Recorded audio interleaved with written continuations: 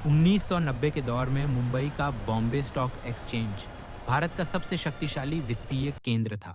यहाँ हर दिन करोड़ों रुपए का लेन देन होता था और हजारों ट्रेडर्स एक ही सपना लेकर आते थे, अमीर बनने का सपना।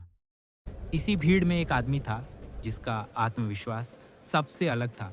हर्षद मेहता एक साधारण मध्यम वर्गीय परिवार से आया था, लेकिन उसके सपने बहुत बड़े थे। उसने शेयर बाजार को सिर्फ नौकरी नहीं बल्कि एक खेल की तरह समझा। हर चार्ट, हर नंबर और हर स्टॉक की चाल उसके दिमाग में बिल्कुल फिट होने लगी। कुछ ही सालों में हर्षद मेहता ट्रेडिंग फ्लोर पर एक स्टार ब्रोकर बन चुका था। लोग उसकी सलाह मानते थे, ट्रेडर्स उसके आसपास घूमते थे और धीरे धीरे बाजार में उसका नाम पड़ गया, the big bull. Harshad Mehta की सफलता के साथ उसकी जीवन शैली भी बदलने लगी। लग्जरी कारें, महंगे सूट और मीडिया का ध्यान अखबार उसकी सफलता की कहानियां लिखने लगे। लोग उसे एक फाइनेंशियल जीनियस के रूप में देखने लगे, लेकिन किसी को नहीं पता था कि इस सफलता के पीछे एक खतरनाक रहस्य छिपा हुआ है। हर्षद मेहता ने बैंकिंग सिस्टम में एक ऐसा लूप होल, कमजोरी देखा जिसे बहुत कम लोग समझ पाए थे। यह सिस्टम था रेडी फॉरवर्ड डील्स का। इसमें बैंक एक दूसरे को शॉर्ट टर्म लोन देते थे और इन सौदों में ब्रोकर सिर्फ मध्यस्थ, मिडलमैन होते थे।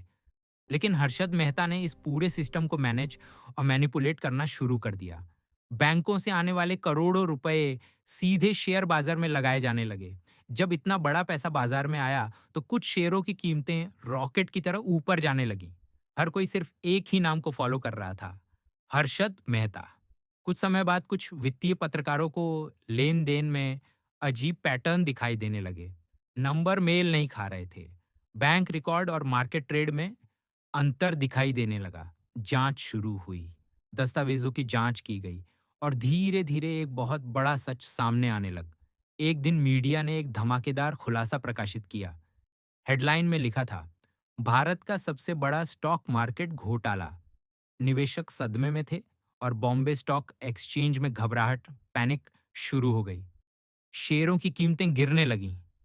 ट्रेडर्स घबराकर अपने शेयर बेचने लगे। जो शेयर कल तक आसमान छू रहे थे, आज जमीन पर आ चुके थे। जांच एजेंसियों ने तुरंत कार्रवाई की। वित्तीय रिकॉर्ड जब्त किए गए। बैंक लेन देन की जांच की गई। जल्द ही साफ हो गया कि बैंकों से बड़ी रकम गैर कानूनी तरीके से शेयर बाजार में भेजी गई थी। हर्षद मेहता पर आधिकारिक आरोप लगाए गए और कुछ ही समय बाद उसे गिरफ्तार कर लिया गया। मामला अदालत तक पहुंच गया। कोर्टरूम में दस्तावेज, सबूत और वित्तीय रिकॉर्ड पेश किए गए। पूरा देश इस केस को देख रहा था। हर्षद मेहता की छवि अब एक सफल बिजनेसमैन से बदलकर एक आरोपी ठग्गी बन चुकी थी। इस घोटाले ने भारत के बैंकिंग सिस्टम की कई कमजोरियों को उजागर कर दिया। सरकार को कई वित्तीय सुधार करने पड़े। स्टॉक मार्केट के नियम कड़े किए गए और निगरानी प्रणाली को मजबूत बनाया गया। आज भी हर्षद मेहता का नाम भारतीय वित्तीय इतिहास में एक विवादित किंवदंती के रूप में याद किया जाता है। कुछ लोग उसे जीनियस ट्रेडर मानते हैं और कुछ लोग उसे भारत का सबसे बड़ा वित्तीय धोखेबाज कहते हैं। लेकिन एक बात तय है, हर्षद मेहता की कहानी भारतीय शेयर बाजार की सबसे नाटकीय और विवादित कहानियों में से एक है। और शायद इसी वजह से जब भी शेयर बाजार के इतिहास की बात होती है तो एक नाम जरूर लिया जाता है, बिग बुल हर्षद मेहता। कुछ लोग उसे जीनियस ट्रेडर मानते हैं और कुछ लोग उसे सबसे बड़ा फाइनेंशियल फ्रॉडस्टर मानते हैं। लेकिन एक बात पक्की है, हर्षद मेहता की कहानी भारतीय शेयर बाजार की सबसे विवादित कहानियों में से एक बन चुकी है।